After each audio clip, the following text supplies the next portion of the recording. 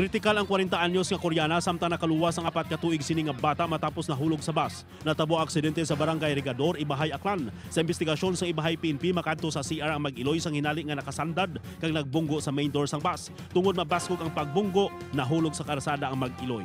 Wala matam-an ang iya bata kay iya nga ginkupan. Pagkadto sa katiklan ang mag-iloy sang nadisgrasya. Gilayon nga nagsungka ang bus driver.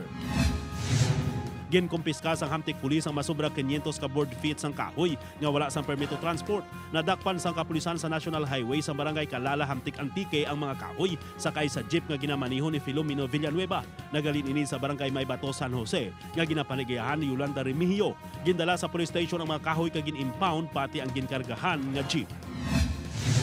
Ginsunog sa ginapetan miyembro sang NPA ang mga equipment sa barangay Santa Monica, Manhuyod, Negros Oriental.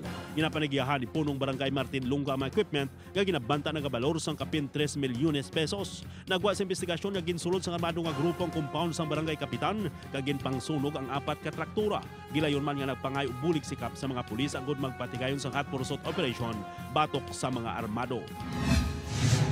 Nagbungguanay ang mini-truck ang tricycle sa barangay Poblasyon Ilabot, Dumaraw, Capiz. Ginamaniho ni Julius Caballero, 33 anyos sang Valle Hermoso, Negros Oriental ang truck. Samtang ginamaniho ni Alan Ladanya sang Dueñas, Iloilo ang tricycle. Upod ni Alan ang iya live-in partner nga si Maria Lourdes Fernandez sa New Lucena kag 4 ka tuig nga bata sang nadisgrasya. Nakaagom sang pila sa ulo si Alan samtang napilasan sa tiil ang iya live-in partner. Maswerte nga wala masamaran ang ila bata. Una gindala ang duha sa Dao District Hospital pero sang ulihigin silo sa Iloilo. Yara sa kusudiya sang Dumaraw PNP ang driver sang truck. Sa investigasyon ni PO2 Ray Ditira sang Dumaraw PNP, nagbungguanay ang mini truck ang tricycle sa nagakurbada nga dalan sang nag-isi-isi ang dalagan sang tricycle.